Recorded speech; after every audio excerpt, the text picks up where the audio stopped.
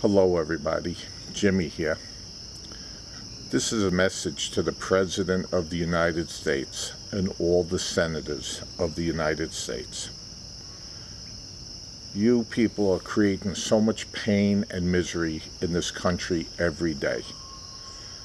All the people that are out of jobs because of the shutdown, I'm sure you're going to wind up paying them, but the undue stress that you're creating on them isn't fair to them. Obamacare, you could see that it's destroying everybody, but I really think what it is with Obamacare, that there's an underlying thing that the president is working on. By destroying our American way of life, of a 40-hour work week and medical benefits, it'll drain our disposable income. Disposable income that normally we would donate a lot of that money to the church. Being 73% of the population in this country being Christians, we donate a lot of money to the churches. By Obamacare coming in, and we have less money to spend, I really believe it's a message, the president sneaking around into trying to change the character of this country that was built on Christianity. You might not believe me now, but wait, you'll see what happens. That's why I think all of you should read the Bible a little bit and go to church and say prayers with your children for a better country tomorrow. Because with all the problems that we have right now, it's going to probably take 20 years to straighten out. So your kids that are 23 years old that might have got out of college with big loans and everything, for the country to get rolling again, it could easily take 20 years, which would put them into their 40s. That doesn't leave them a lot of time to work to save money for their unemployment, for their retirement. If you look into the future, and that's one of the things the president or Congress, they never look into the future. That's one of the biggest problems. Let's see where we want to be in 5 years. Let's see where we want to be in 10 years. Good business people, that's the way they look at things. Okay, they're planning for 20 years in the future. Okay, we have no future in this country. At $17 trillion and counting. And President Obama is threatening the Congress, saying that we will not default on money we owe. 35 million people in this country are dealing with collection agencies every day. That's more than 10% of the population. So let a collection agency come knocking on the president's door at 1600 Pennsylvania Avenue and see what he has to say to them. It's not going to be a worse thing if we default. What are we going to do? Be attacked by China? That's not going to happen. Maybe the president will get a wake-up call then when Acme Financing, is ringing the doorbell. Yeah, you owe us this money. We want it. And of course, there's ways to get around that. But who's that really helping?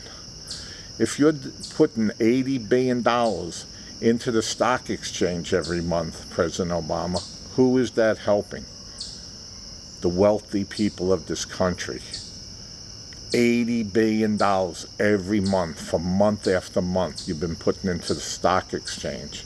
Don't you even feel a little bit guilty that you bought off a lot of your supporters just by giving them a cheap little cell phone? You should be embarrassed by that. There's a lot of people in this country that have so much hurt, so mentally ill, they cannot even get, into public programs to give them help because they are mentally ill. And then what happens is that we stop those people from going into hospitals where we used to be able to hold them and help medicate them and try and get them, on a road to recovery. But we cut that out too.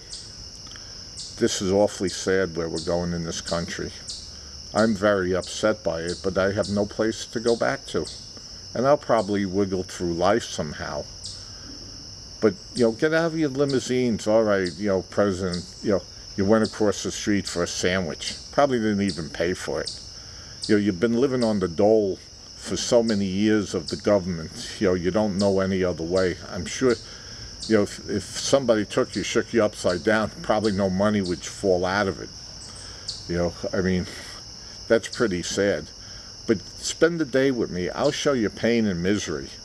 You know, when you close off the streets because you're coming into a city like New York, you know, you scoot through 50, 60, 70 miles an hour. Come to the back roads of this country. See where somebody can't even buy a battery for their car, you know, so that they could go out and work when a battery is a big expense to them. And you're making it worse day by day. And if you really want me to continue on, but I'm going to cut it off here, look at how the world views us these days. You know, it's just terrible. You know, the other day on one of the shows, I believe it was the BBC, they had the Chinese people. They were interviewing some of them, and they were laughing. Oh yeah, stupid Americans, ho ho ho. You know, boy, oh boy. You know, it's really sad. How do you like that, senators? You know, overall, I mean, you could see the senators, you know, most of your approval ratings. You know, I'm sure 2014 is going to be great. Get a lot of you people out of your offices. I don't know what you do, but I'm sure you'll have a nice retirement. It's very sad. To all my fellow Christians in this country, the 73% of you, okay, next time around, and the election's coming up in a month, okay, vote with your religion. Vote for goodness. Vote for people, you know, that we can get people out of poverty and everything instead of putting them into it. With this president and Senate especially is taking us, it's just down the wrong road. They have no mercy on us. No mercy at all. Of course, pray for our troops. Pray for the first, you know, defenders, you know, the policemen, the firemen, the volunteers. Those are good people. You know, they do a lot to protect this country every day. They deserve a prayer. I'll talk to you all soon. Bye now, Jimmy.